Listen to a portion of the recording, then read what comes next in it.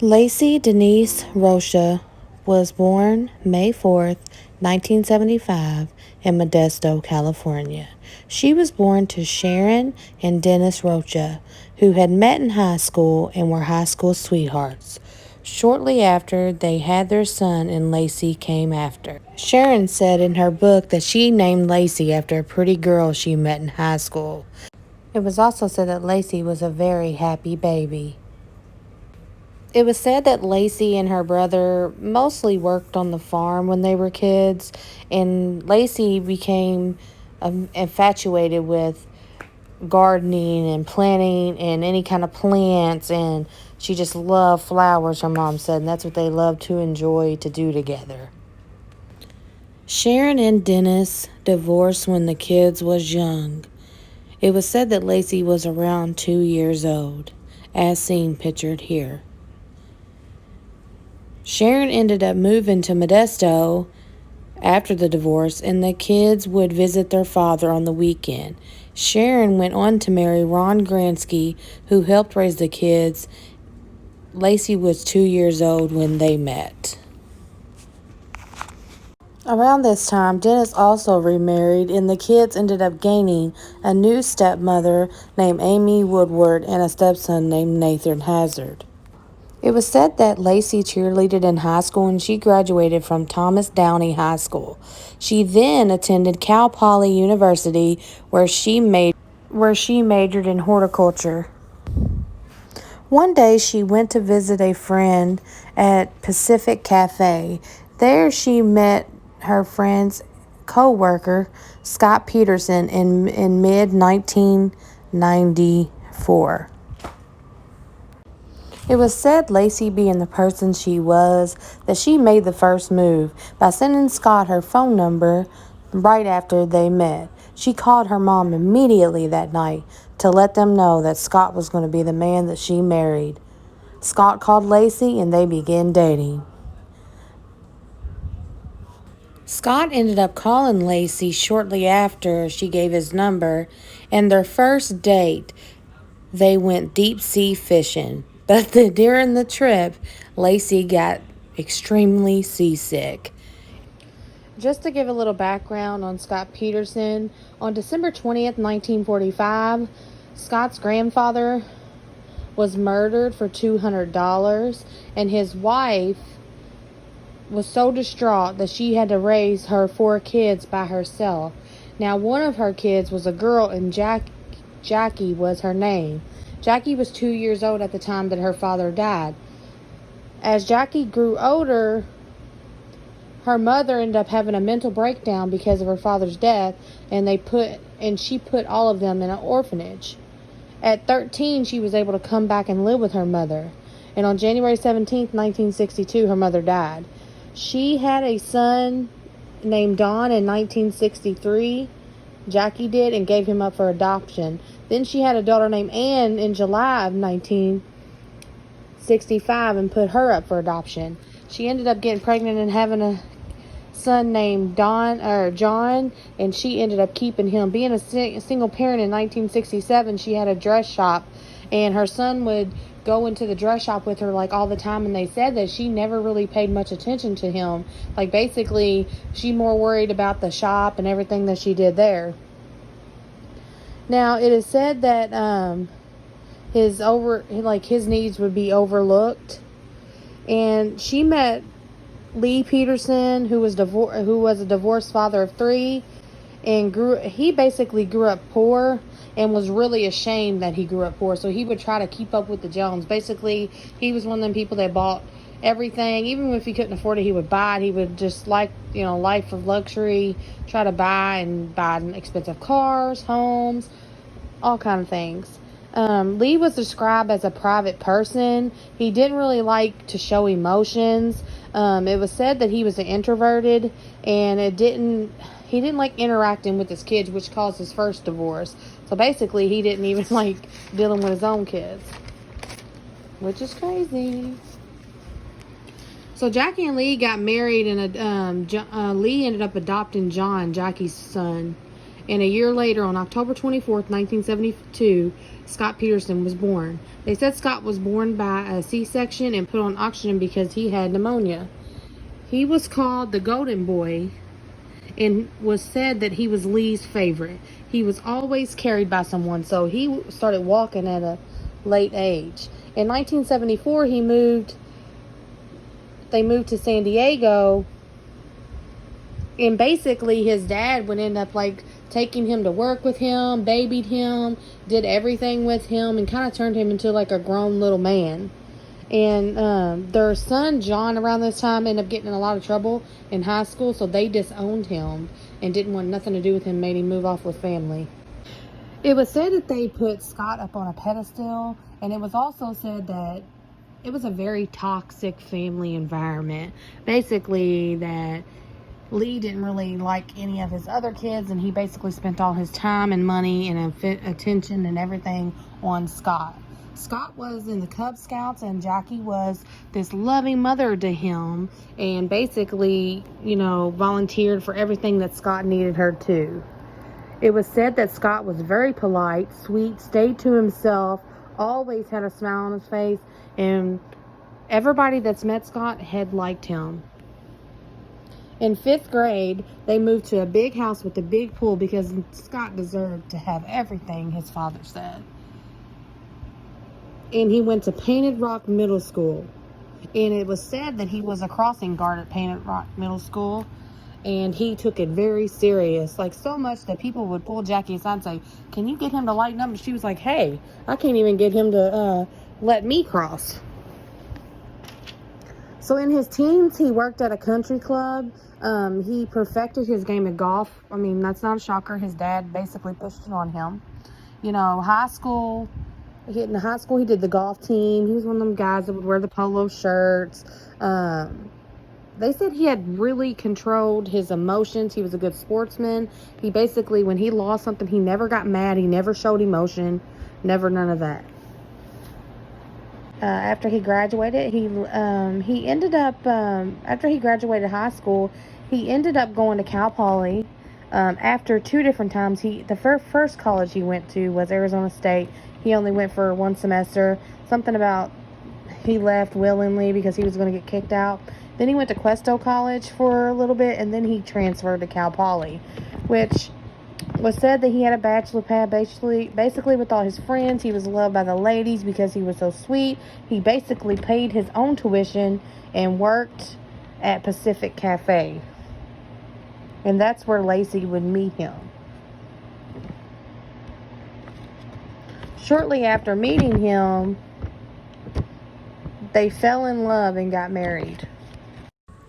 They ended up marrying on August 9th, 1997 in Mineral Springs. Peterson graduated with a BA degree of agriculture business in June of 1998. In October 2000, they bought a 3-bedroom house for $177,000 on Carina Avenue in an upscale neighborhood near La Bamba Park. Laci soon started a part-time job being a substitute teacher, and Scott worked at Trade Corp USA. He made close to $5,000 a month. Laci worked to be the perfect housewife. She loved cooking and cleaning. She was so happy when she got pregnant in 2002. Laci's due date was February 16th, 2003. They planned to name their son Connor. Everything seemed to be pretty normal with their life. They was very excited about the baby coming. On December 23rd, Amy Rocha, which is Laci's sister, cut Scott's hair like she did monthly. She also showed Laci how to curl her hair with a straightener. Amy had said something about a basket that they had ordered for their grandparents for the upcoming holiday, and Scott said that he would go pick it up. Invited Amy over with him and Laci. They planned on getting pizza and watching a movie, but Amy said she was busy. Amy said Laci was wearing tan pants and a black blouse. with small flowers. Scott and Laci left the salon, picked up Mountain Mike's pizza on the way home. When they got home, they ate pizza and watched Monday Night Football. At 8:30 p.m., December 23rd, 2002, Laci spoke with Sharon, her mother, to confirm their Christmas Eve dinner plans the next day. From 8:30 to 10:30 p.m., December 23rd, 2002, Scott said after the call they continued watching football, then watched the movie The Rookie. Scott said he went to bed around 10:30 p.m., that Laci wore his blue PJ bottoms to bed. 7 a.m. to 8:39 a.m., December 24th, 2002. Scott said that Laci woke up at 7, placed the blue PJ she had on the night before in the hamper. Scott said she ate right when she woke up to avoid feeling sick, that Laci's mom confirmed that this would be true. Scott said she had already ate cereal by the time that he woke up, about 8 to 8:30. She ate a piece of toast while he ate his own bowl of cereal. Scott said the cereal was Cinnamon Toast Crunch and from Trader Joe's. The receipt shown is that Laci got the cereal the day before. Now this is Scott's timeline, because obviously Laci Peterson is not with us and he was the last known person to see her. Some people may agree with this timeline, a lot of people do not. This is his timeline on itself. You can decide if it's true or not. At 8:40 to 8:45, Laci logged into her computer, MSN homepage, a weather site, and one online for a red Gap scarf and the other sunflower umbrella stand that Laci had been looking into getting. It says that whoever was on the computer logged off at 8:45 a.m., and this is evidence that Scott says that Laci was alive. As Scott got dressed, Laci told him about her plans for the day. She was going to walk the dog, go to the store, and make gingerbread. She needed to buy bread for the French toast that they were going to be serving at the Christmas brunch. When recalling this conversation, Scott called it cordon bleu French toast to one person and Grand Marnier French toast to another. Scott also mentioned that Laci had to marinate the French toast. The recipe on the counter, it was actually creme brulee French toast. The recipe called for Grand Marnier, and the bread had to be marinated anywhere from 8 to 24 hours. In a recorded phone call with Laci's mom, Scott described Laci that morning. He said that Laci looked so cute because she was sitting on her bench in front of the mirror, styling her hair the way Amy had showed her the night before. This photo was taken the evening Laci disappeared. Shows Laci's curling iron on the bathroom counter with the cord extended toward the outlet near the toilet. The housekeeper, Margarita Vada, who was there the day before, testified that nothing was out on the bathroom counter and no bench was in the bathroom when she left. This is evidence that Laci was still alive and curling her hair. Scott said that he loaded 3 patio umbrellas from his backyard into the bed of his truck. He was going to store them in his warehouse. Neighbor Kristen walked by while Scott was loading the umbrellas. She said Scott was smiling and called out good morning to her. Scott went back into the house and filled the mop bucket for Laci so she could mop the floor. At 9:48 a.m., Scott told Detective Brocchini that he and Laci were first watching the Today Show and then that Martha Stewart was on it. Scott remembered something on Martha Stewart about meringue and cookies. Cookies and meringue were in fact mentioned on Martha Stewart's show on December 24th at 9:48 a.m. You have to ask, why would Martha Stewart be on if Laci is not alive? Scott then said he left out the side French doors for work while Laci was mopping. Scott gave various estimates for when he left home, all falling between 9:30 and 10:30. He made the 9-minute drive to his warehouse, checking the voicemail on his cell phone at 10:08 a.m. Scott parked at his office and entered through the pedestrian door.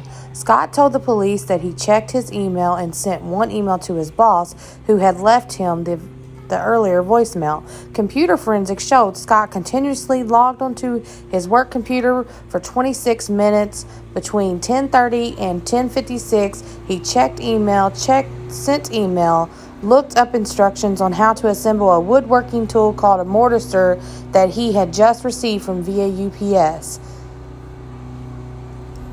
10:57 to 11:17 a.m. There's approximately 20 minutes from when Scott logged off the computer to when he left the warehouse. Scott said during this time, he cleaned up the office a bit and began assembling the mortiser. He opened the roll-up door to the warehouse and unloaded some tools from the toolbox in the bed of his truck. While doing so, he cut his knuckle on the toolbox. He then opened the driver's side door of his truck to get a napkin and thought that maybe his blood would be found there.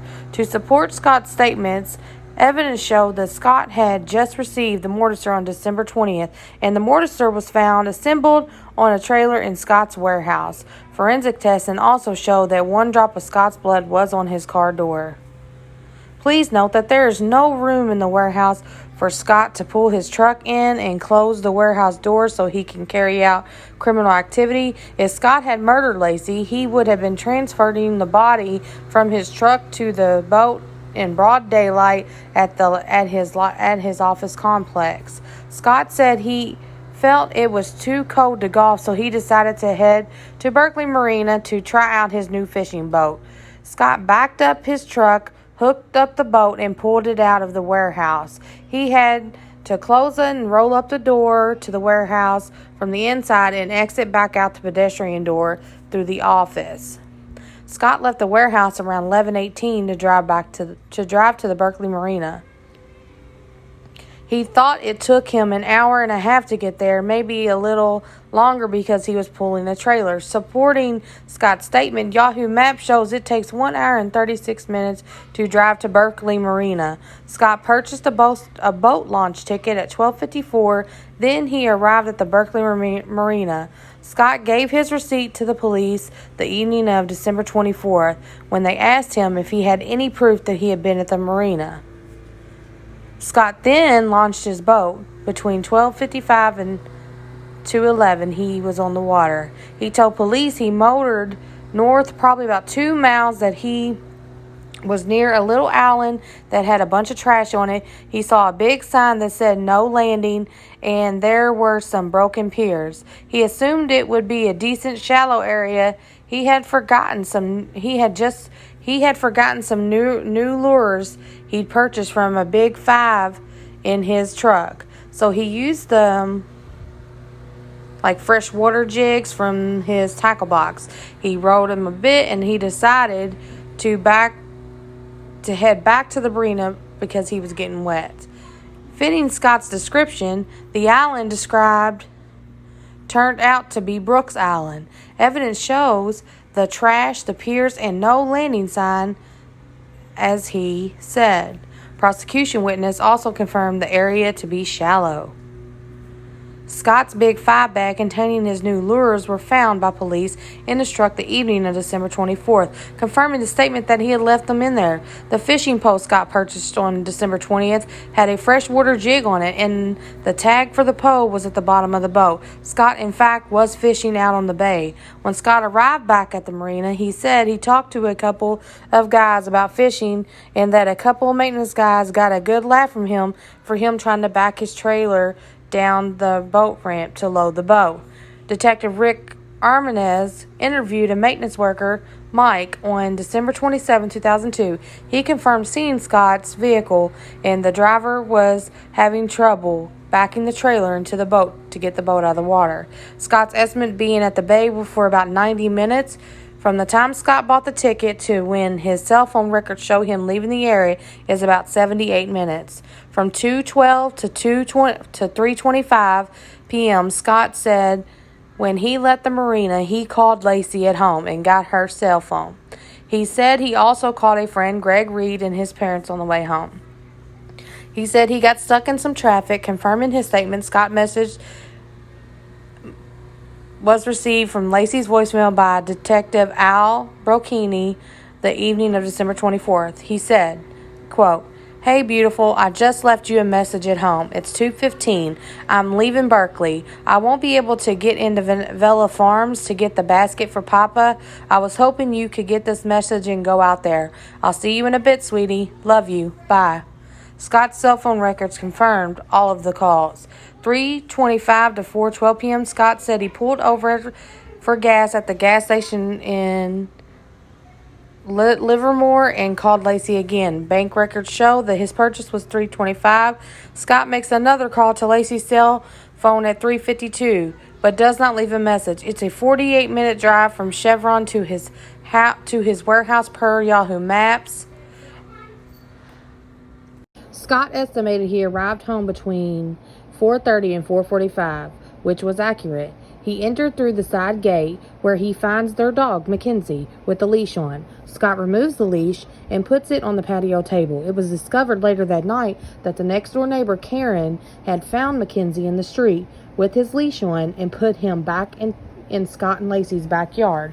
Scott said he entered the home and the dog and cats ran into the house. Scott emptied the mop bucket because it looked like one of the cats might drink out of it. He poured the water out near the front walkway and places the bucket and mop there.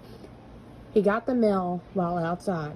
Laci's car was in the driveway, but Laci was not home. Scott assumed Sharon had picked up Laci and that she was at her mom's preparing for Christmas Eve dinner. Scott said his clothes were a bit wet, so he undressed and put them in the washer. He first removed the dirty cleaning bag, rags, and from the washer that the housekeeper had put in there the day before. He added soap and started the washer. He said he often did this when he got home because he worked with chemicals. Scott and Laci's home had no garage, supporting that there was nowhere to put soiled clothing, and the washer and dryer was located in the family room.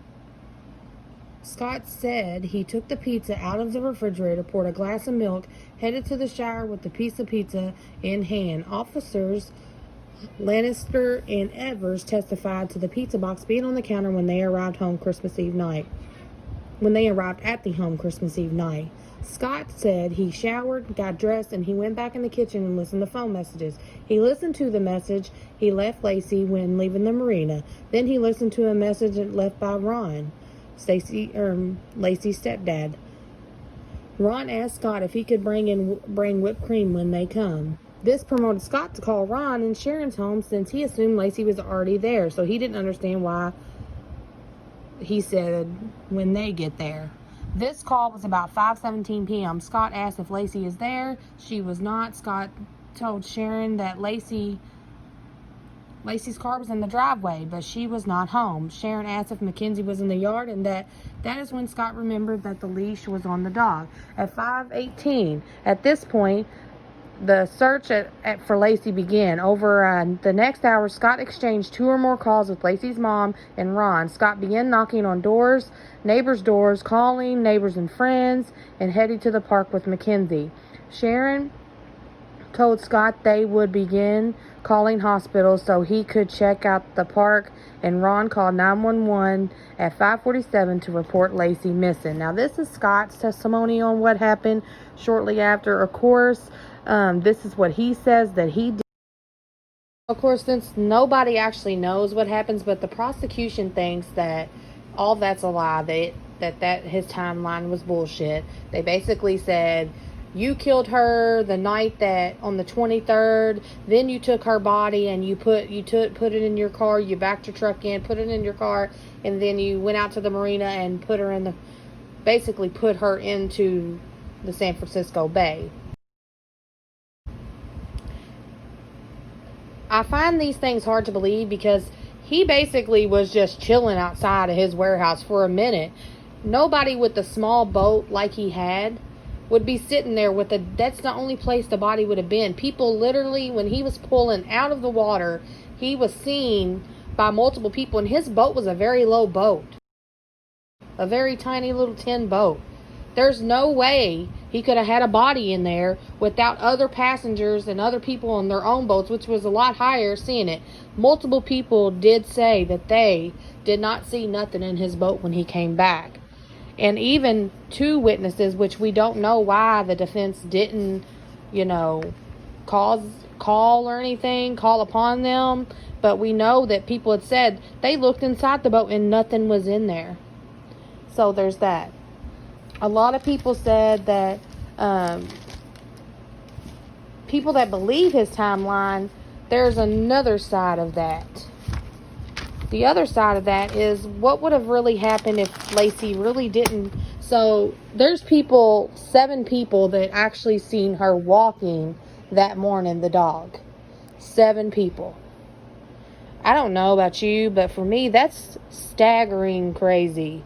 That 7 people at different times on different streets on a route that she would have walked. Because her mother said in her mother's book for Laci by Sharon and Rocha, she said that she would go walking. That she walked the park all the time. She was an avid walker and runner and things like that. But she also said that 2 months prior to this, Laci had quit walking the park because she started feeling really dizzy at this point. Started feeling like real sick a couple times, so she ended up stop walking in the park. And her mother swears by this. This is why her mother believes that Scott is lying and that he killed her.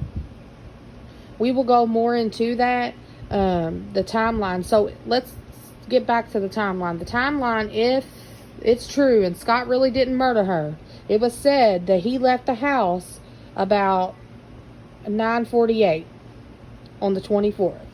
And it's saying that Laci opened the door, got Mackenzie, took a right down Covina, and started walking.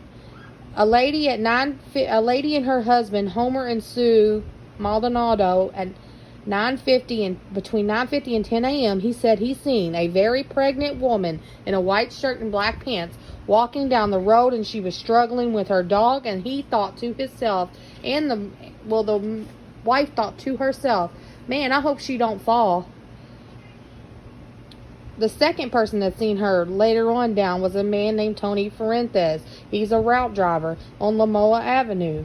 And he said he seen a young pregnant woman in a white t-shirt, black pants, with a golden retriever walking it. A third person. So at 10:08, around the same time that Tony said that he saw Laci walking the golden retriever, that same time at 10:08, Scott makes a phone call to Laci's voicemail and, talks to her.